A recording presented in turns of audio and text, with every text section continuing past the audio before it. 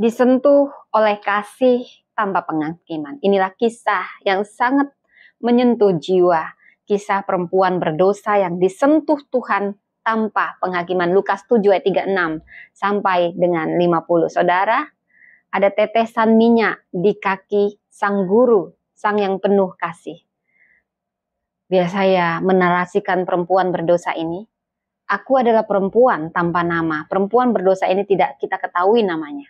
Di kota yang menatap dengan mata tajam dan lidah yang menghakimi, aku berjalan dalam bayang malu. Hidupku adalah simfoni luka. Setiap nada mengalun dari keputusan keliru, pelukan palsu, dan kehausan akan cinta sejati. Namun hari itu saudara, di rumah orang Farisi aku masuk diam-diam, bukan karena keberanianku, tapi karena hatiku tergerak oleh kasih yang memanggilku. Dari jauh tangisku pecah, bukan karena ketakutan, tapi karena pengharapan. Minyak narwastu kutuangkan di kaki Yesus. Bukan sekedar persembahan, tapi pernyataan, aku tidak layak, tapi Dia layak menerima segalanya. Yesus tidak menolakku. Ia melihat air mata sebagai bahasa yang lebih jujur dari 1000 kata. Ia tidak bertanya siapa aku dulu. Ia hanya berkata, dosamu telah diampuni, dan saat itu aku menjadi baru.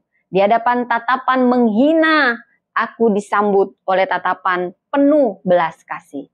Saudara, kisah ini dari Lukas 7 ayat 36 sampai 50, perempuan berdosa ini adalah pelacur yang dikucilkan secara sosial dan religius di masyarakat Yahudi abad pertama. Dan rumah orang Farisi adalah simbol kebenaran diri dan kemunafikan agama. Konteks ini menciptakan ketegangan antara penerimaan kasih Kristus dan penolakan agama formal. Saudara, dari narasi ini kita tahu bagaimana perempuan berdosa ini datang kepada Yesus, bagaimana respon Simon sang Farisi, dan perumpamaan tentang 2 orang yang berutang.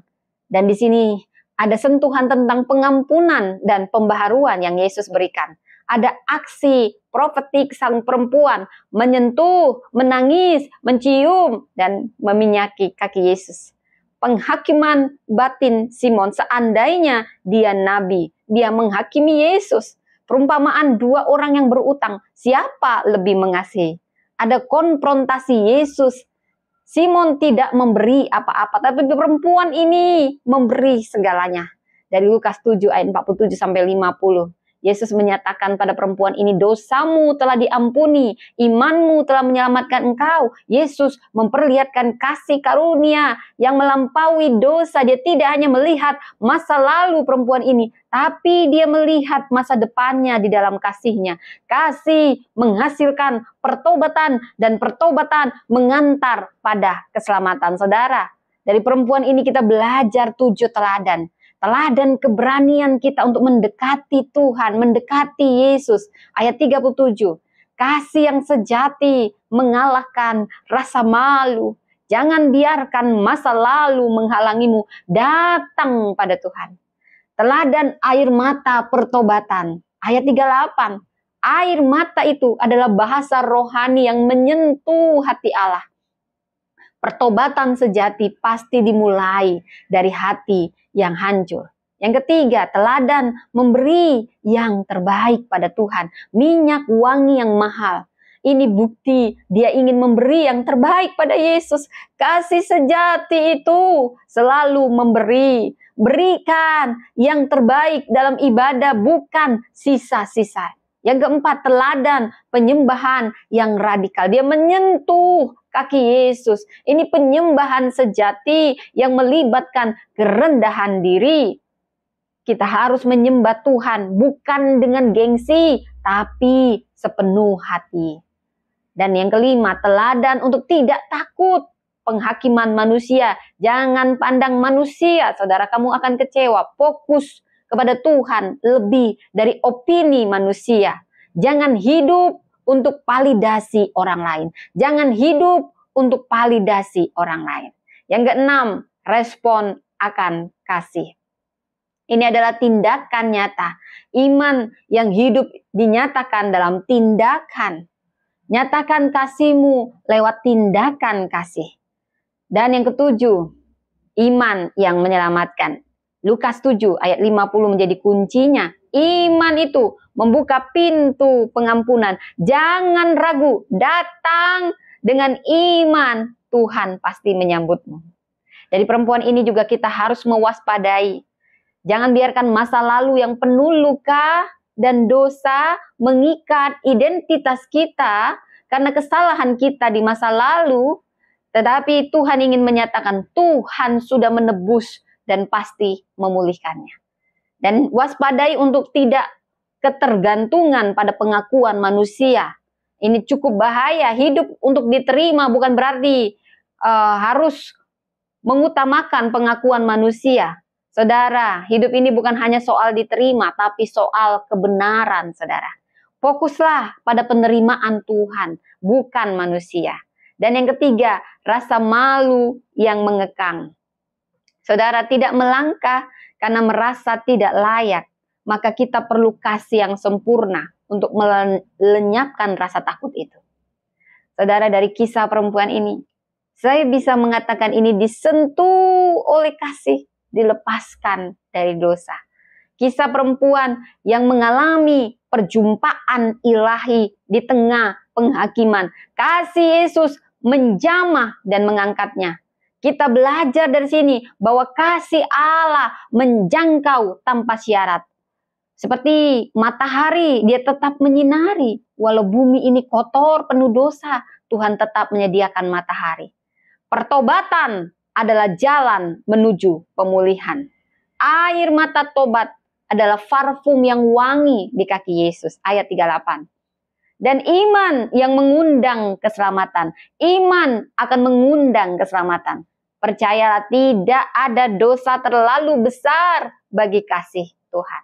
Buka hatimu, saudara, meski ada masa lalu kelam, bawa persembahan hidupmu kepada Yesus. Hidup dalam identitas yang ditebus. Kasih yang sejati itu tidak datang untuk menghakimi, tetapi untuk memulihkan. Saudara, kita semua pernah berdosa, tapi Tuhan tidak pernah berhenti mengasihi.